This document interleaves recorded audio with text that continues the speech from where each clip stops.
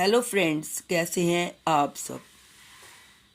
दोस्तों, मंदोदरी के एक पुत्री थी। क्या आप जानते हैं इस रहस्य के बारे में? नहीं जानते तो आज इस वीडियो में मैं आपको मंदोदरी की पुत्री के बारे में बताऊंगी।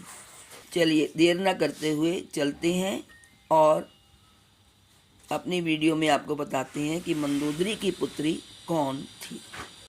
तीनों लोग पर कब्जा करने की चाहत ने रावण की कठिन तपस्या सफल रही। महाबली रावण के तप से जो तेज उपजा, उससे सारा संसार चलने लगा। सभी देवता घबराए हुए ब्रह्मा जी के पास पहुंचे। देवताओं ने मिलकर ब्रह्मा जी से कहा कि इस स्थिति से जल्द निपटना होगा, वरना हम सब भस्म हो जाएंगे। ब्रह्मा जी तुरंत रावण के पास पहुंचे और पूछा कि इतनी कठोर तपस्या क्यों कर रहे हो? तपस्या छोड़ो, आप वर मांगो। रावण ने ब्रह्मा जी से कहा, मैं किसी से भी कभी ना मरूं, मुझे अमर होने का वरदान दीजिए। ब्रह्मा जी ने कहा, यह असंभव है, जो पैदा हुआ है वो मरेगा, कुछ और मांगो। ब्रह्मा जी को वर देने में असहाय देख रावण ने कहा, यह वर नहीं दे सकते तो ऐसा वर दीजिए कि मुझे सुर, असुर, पिशाच, नाग, किन्नर या अप्सरा कोई भी ना मार सके। मानव तो मुझे क्या मार सकेगा, पर जब मैं अपनी कन्या को अपनी रानी बनाने पर आऊं तब मेरी मृत्यु हो। ब्रह्मा जी ने ठीक है कहा और ब्रह्मलोक चले गए। वरदान पाकर मदमाता रावण तप समाप्त कर विजय अभियान पर निकला। उन दिनों दंडकारण्य में बहुत से ऋषि मुनि रहते थे। रावण सैनिकों के साथ वहां से गुजरा तो उसने उनको जीतने के लिए उन्हें जान से मारने की बजाय उनको दंड देना, डराना और उनके लिए उनका खून निकालना ही बहुत समझा। रावण के सैनिकों ने ऋषियों के शरीर में गहराई तक बाण चुभोकर खून निकाला। अब इस खून को रखे कहाँ, तो पास ही गत्समद ऋषि की कुटिया थी, जिसके भीतर एक सुंदर सा घड़ा रखा था। गत्समद हवन के लिए लकड़ियां लाने गए। सैनिक वह घड़ा उठा लाए और कई ऋषि मुनियों का रक्त उसमें इकट्ठा कर दिया। गत्समद ऋषि 100 पुत्रों के पिता थे। वे चाहते थे कि उनको एक बेटी हो और वह भी लक्ष्मी का अवतार। सो उन्होंने माता लक्ष्मी से विनती की कि माता लक्ष्मी उनके घर पुत्री रूप में जन्म ले। इसके लिए वे हर रोज मंत्र पढ़ एक कुश की नोक से उस घड़े में दूध की एक बूंद डालते थे। इसी दूध वाले घड़े में ऋषि मुनियों का खून इकट्ठा कर सैनिकों ने रावण को सौंप दिया। रावण वह घड़ा लेकर लंका पहुंचा और घड़े को अपनी पत्नी मंदोदरी को देखकर कहा कि इस कमंडल को संभाल कर रखना। मंदोदरी ने पूछा, इसमें है क्या?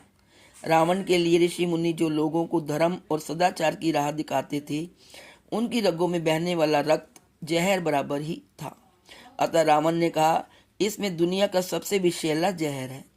यह कहकर रावण विश्व विजय को चला गया और फिर कई बरस नहीं लौटा।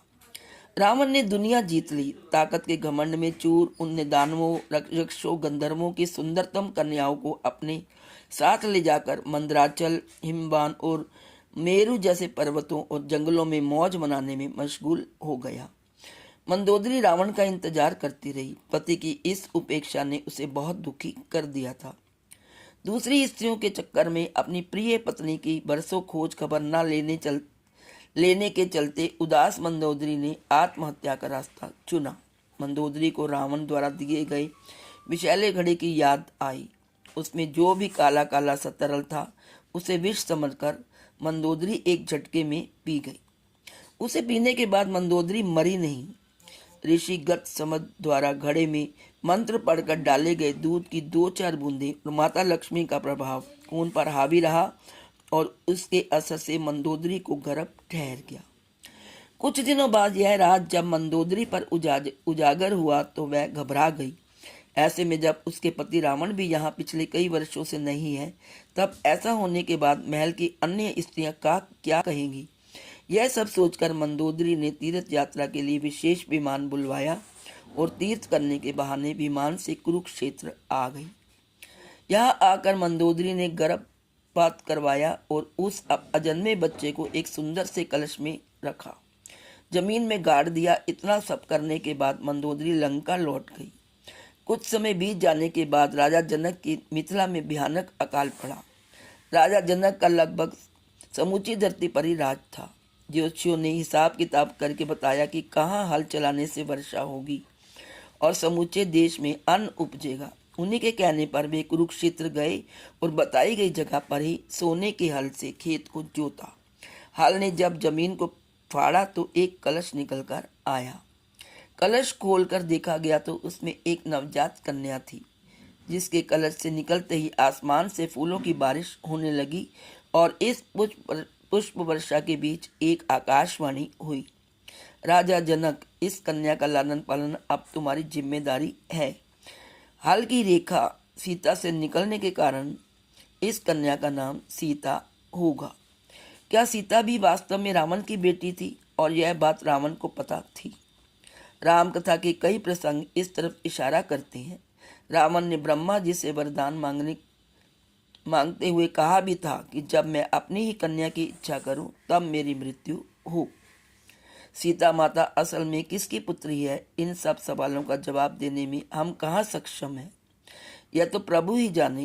Please like, share and subscribe. Thank you so much.